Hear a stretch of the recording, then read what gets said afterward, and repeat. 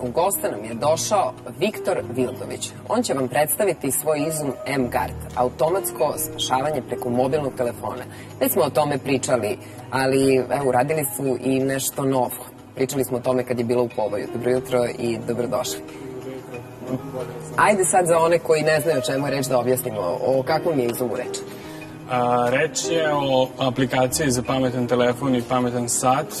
Aplikacija se zove M-Guard, služi za praćenje vaših voljenih osoba, ima panic taster, ima u sebi ugrađenu funkciju automatskog spasavanja u slučaju nesreće, tako da ako se nešto slučajno desi, ona automatski zove pomoć. Dobro, dakle samo da pojasnimo. To je aplikacija koju vi instalirate i kako vas vaši voljeni mogu pratiti?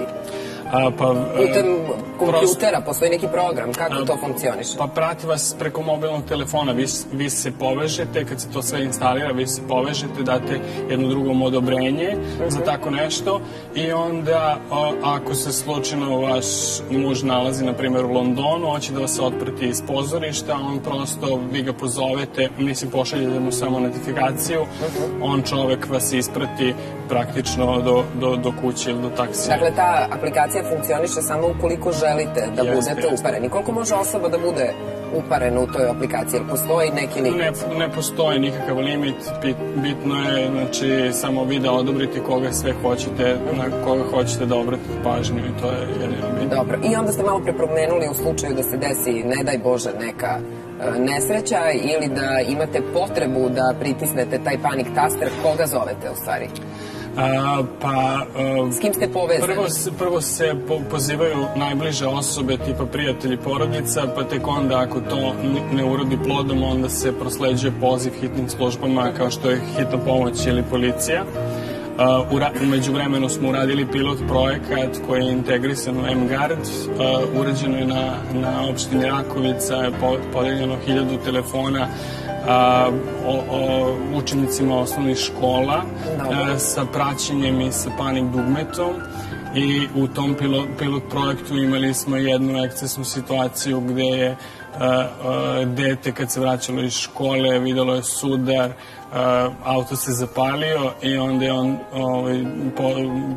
stisnuo panic dugme, ekipa je primila poziv i onda su došli vatrogasci i ugasili. A šta je to ekscesno? Zar nije dobro što je taj dečak prijavio prosto da postoji, da neko drugi ima problem? Jeste, ali srećom nije bila neka ozbiljnija situacija, nego je, eto, tako se desilo da nismo imali neku ozbiljniju situaciju, nego da je prosto na sudar, samo je primljen poziv, ali obezbedili smo kamerama pokrivenost škola, tako da prvo se to u tom konkretnom projektu je prvo kamerama to pokriveno, pa onda ide preko mobilnih telefona. Šta su vam roditelji rekli? Kako su reagovali na ovaj program? Pa pravo da vam kažem, očekivali smo da će roditelji da budu protiv toga što će se deci od 7 godina podeliti mobilni telefoni koji služe i za internet i tako dalje,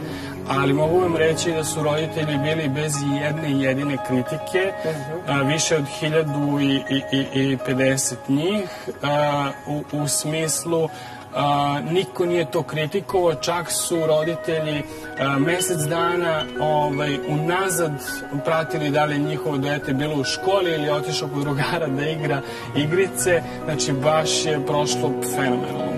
Dobro, ali koliko je trajao taj projekat, taj pilot projekat? Pa trajao je par meseci iz prostog razloga zato što je ova kriza uzela maha, pa je onda to nije baš tako jeftino, ali ako napravimo to da bude masovno, da bude za što više ljudi, onda će cena pasti. Kako ćete to da napravite? Pa prosto, evo sad smo bili u Kopenhagenu, u Berlinu, u Milanu, sve su nas pozvali potencijalni investitori i sad smo se vratili sa tih pregovora i dalje pregovaramo sa nekim prilično velikim kompanijama i u slučaju da ti pregovori budu uspešni, onda očekujemo da postoji realna šansa da to bude masovno. Dobro, nekako to zvuči zaista vrlo korisno kada imate malo dete koje ide u školu, ne zato da biste ga kontrolisali da li je otišao da igra igrice, nego iz prosto zbog sigurnosti.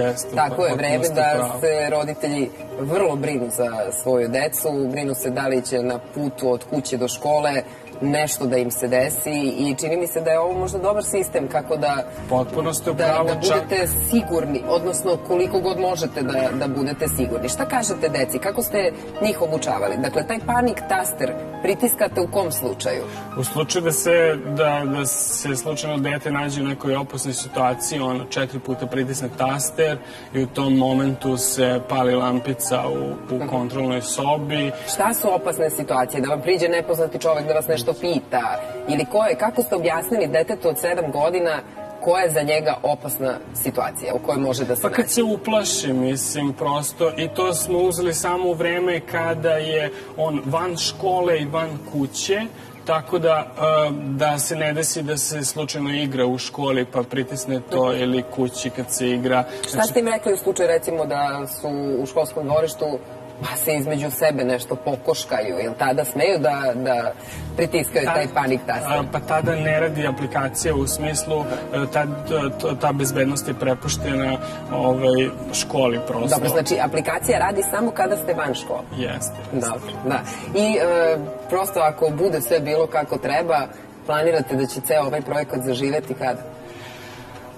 Pa iskreno, za nekih godinu dana se nadamo da će to da proradi. Mislim, sad tražimo investitore, prosto treba nam 200.000 eura, nadamo se da ćemo to sa tim novcima uspeti da zatvorimo sve, ali eto, borimo se. Srećno, dobra vam je ideja. Hvala vam na gostovanju.